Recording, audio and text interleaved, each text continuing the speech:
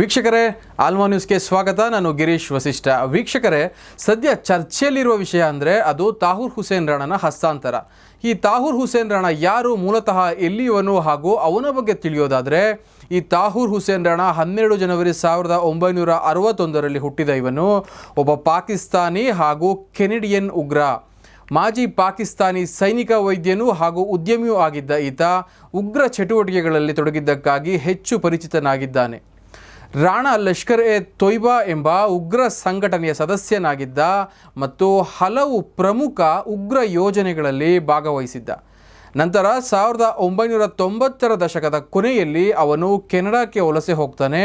Canadian ನಾಗರಿಕತ್ವವನ್ನು ಪಡೆದುಕೊಂಡು ಬಳಿಕ ಅವನು ಅಮೆರಿಕಾದ ಶಿಕಾಗೋ ನಗರದಲ್ಲಿ ನೆಲೆಸಿದ್ದ. ಅಲ್ಲಿ ಮೈಗ್ರೇಷನ್ ಸಲಹಾ ಸಂಸ್ಥೆ ಸೇರಿದಂತೆ ಹಲವು ವ್ಯಾಪಾರಗಳನ್ನು ನಡೆಸುತ್ತಿದ್ದ.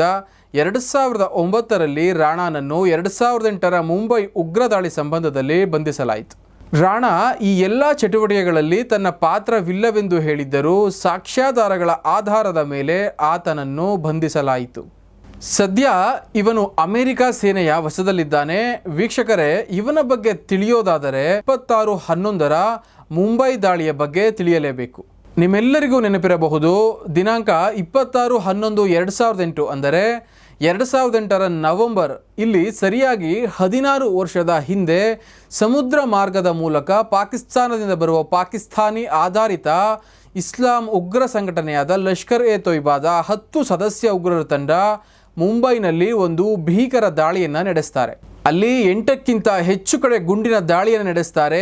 ಆ ದಾಳಿ ಹೇಗಿರುತ್ತೆ ಅಂದರೆ, AK-47 ರೈಫಲ್ ಹಿಡಿದ ಉಗ್ರರು 2 ಅಥವಾ 3 ಜನರ ಗುಂಪಂತೆ ಚದುರಿ ಮುಂಬೈನ ಸುಪ್ರಸಿದ್ಧ ಕಟ್ಟಡಗಳ ಒಳಗೆ ಹೊಕ್ಕು ಮನಸೋ ಇಚ್ಛೆ ಗುಂಡಿನ ದಾಳಿಯನ್ನು ನಡೆಸ್ತಾರೆ. 2008ರ ನವೆಂಬರ್ 26ರ ಬುಧವಾರ ಆರಂಭವಾಗಿ ನವೆಂಬರ್ 29ರ ಶನಿವಾರದವರೆಗೆ ನಡೆದ ಈ ದಾಳಿಯಲ್ಲಿ ಒಟ್ಟು 175 ಜನರು ಸಾವನ್ನಪ್ತಾರೆ. ಇದರಲ್ಲಿ 9 ಉಗ್ರರು ಸಹ ಸೇರಿದ್ದಾರೆ. ಇದಲ್ಲದೆ 300ಕ್ಕೂ ಹೆಚ್ಚು ಮಂದಿ ಗಾಯಗೊಂಡಿದ್ದರು. ಈ ದಾಳಿಯಲ್ಲಿ 8 ದಾಳಿಗಳು ದಕ್ಷಿಣ ಮುಂಬೈ ಪ್ರದೇಶದಲ್ಲಿ ನಡೆದವು.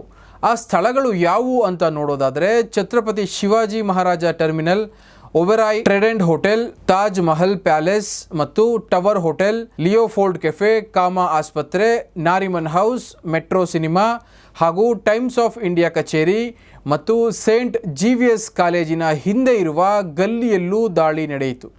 ಇದಲ್ಲದೆ ಮಜ್ಗಾಮ್ ಪೋರ್ಟ್ ಪ್ರದೇಶದಲ್ಲಿ ಮತ್ತು ವಿಲೆ ಪಾರ್ಲೆ ಪ್ರದೇಶದಲ್ಲಿ ಇರುವ ಒಂದು ಟ್ಯಾಕ್ಸಿಯಲ್ಲೂ ಬಾಂಬ್ ಸ್ಫೋಟ ನಡೆದಿತ್ತು.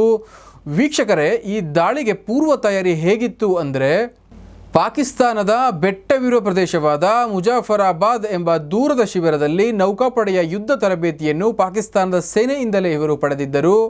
ಮಮ್ಸೆರ್ಹಾ ಬಳಿ ಇರುವ ಶಿಬಿರದಲ್ಲಿ ದೌರಾ ಕಾಸ್ ಎಂದು ಕರೆಯುವ ವಿಶೇಷ ತರಬೇತಿ ಕೋರ್ಸ್ಗಾಗಿ ಆಯ್ಕೆಯಾದ ಗುಂಪಿಗೆ ಉನ್ನತ ಮಟ್ಟದ ಯುದ್ಧ ತರಬೇತಿ ನೀಡಲಾಗಿತ್ತು. ಈ ತರಬೇತಿಯಲ್ಲಿ ಪಾಕಿಸ್ತಾನ ಸೇನೆಯ ಮಾಜಿ ಸದಸ್ಯರು ಹಾಗೂ ಇವರ ಮೇಲ್ವಿಚಾರಣೆಯಲ್ಲಿ ಉನ್ನತ ಮಟ್ಟದ ಶಸ್ತ್ರಾಸ್ತ್ರ ಮತ್ತು ಸ್ಫೋಟಕಗಳ ಬಳಕೆಯ ತರಬೇತಿಯೂ ಸಹ ಸೇರಿತ್ತು ಎನ್ನಲಾಗಿದೆ.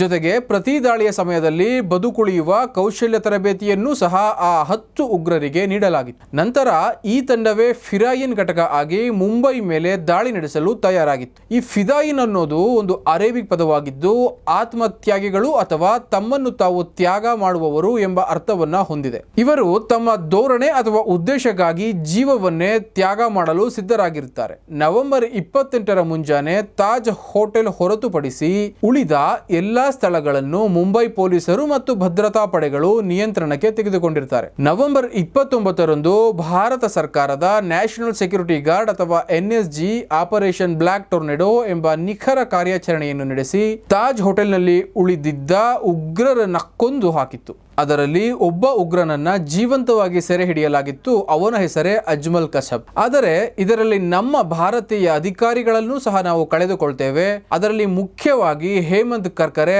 ಆಂಟಿ ಟೆರರಿಸಂ ಸ್ಕ್ವಾಡ್ನ ಮುಖ್ಯಸ್ಥರು ಮತ್ತು ಅಶೋಕ್ ಕಾಮ್ಟೆ ಮುಂಬೈ ಕ್ರೈಮ್ ಬ್ರಾಂಚ್ನ ಅಧಿಕಾರಿ ಹಾಗೂ ವಿಜಯ್ ಇವರು ಖ್ಯಾತ ಎನ್ಕೌಂಟರ್ ಸ್ಪೆಷಲಿಸ್ಟ್ ಆಗಿದ್ದರು ಮತ್ತು NSG ಕಮಾಂಡೋಗಳಾದ ಮೇಜರ್ ಸಂದೀಪ್ ಉನ್ನಿಕೃಷ್ಣನ್ ಹಾಗೂ ಗಜೇಂದ್ರ ಸಿಂಗ್ ಹಾಗೂ ಇನ್ನಿತರ ವೀರ ಸೈನಿಕರನ್ನ ನಾವು ಕಳೆದುಕೊಳ್ತೇವೆ. ಸಾಕಷ್ಟು ವಿಚಾರಣೆಯ ನಂತರ ಅಜ್ಮಲ್ ಕಸಬ್ನನ್ನು 2012ರ ನವೆಂಬರ್ 21ರಂದು ಪುಣೆಯ ಯರ್ವಾಡ ಕೇಂದ್ರ ಕಾರಾಗೃಹದಲ್ಲಿ ಬೆಳಿಗ್ಗೆ 7:30ಕ್ಕೆ ಗಲ್ಲಿಗೇರಿಸ್ತಾರೆ.